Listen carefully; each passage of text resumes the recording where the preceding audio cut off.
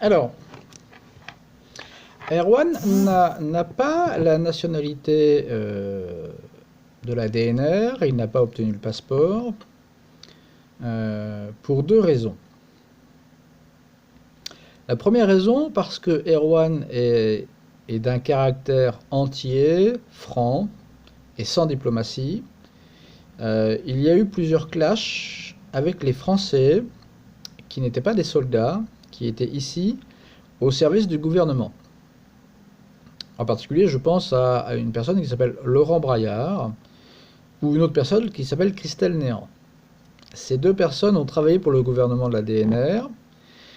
Erwan les a critiqués dans leur méthode et dans leur capacité à travailler, puisque ce n'était pas professionnel, c'était des méthodes d'amateurs et des méthodes vraiment sans fondement. C'était, pour l'avoir vu, pour avoir moi-même constaté le travail qu'ils ont fait et de la manière dont ils l'ont fait, c'était critiquable. Donc Erwan les a critiqués. Or, ces personnes-là travaillaient directement pour le gouvernement. Christelle Néant a été décorée par le président Zarachenko.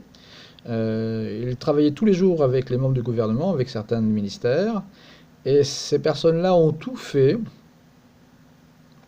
pour rendre à Erwan la vie impossible. C'est-à-dire qu'au lieu d'avoir un front uni contre les Ukrainiens, les Français du Donbass se sont acharnés à essayer de faire disparaître Erwan de la vie médiatique, de la vie sur Internet, et ont essayé de lui compliquer la vie de la manière la plus terrible possible.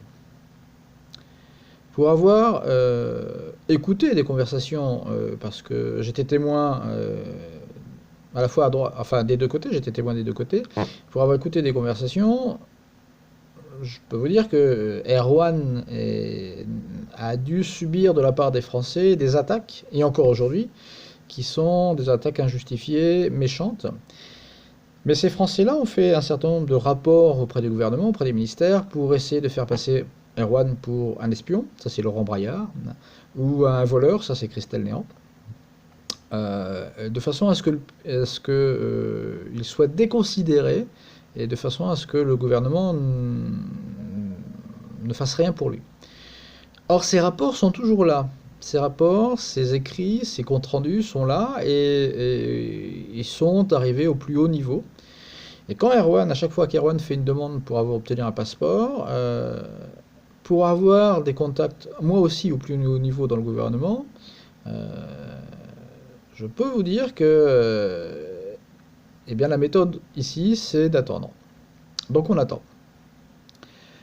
On attend, je ne sais pas quoi, peut-être une blessure d'Erwan, peut-être que cette fameuse blessure va débloquer la situation. Mais l'origine des problèmes d'Erwan, ce n'est pas les Ukrainiens, ce n'est pas les Russes, ce n'est pas les gens de la DNR. L'origine des problèmes d'Erwan, ici, ce sont les Français.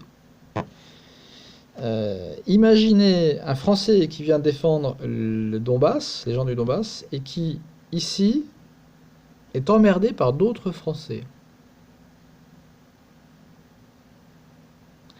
Est-ce que vous voyez la situation?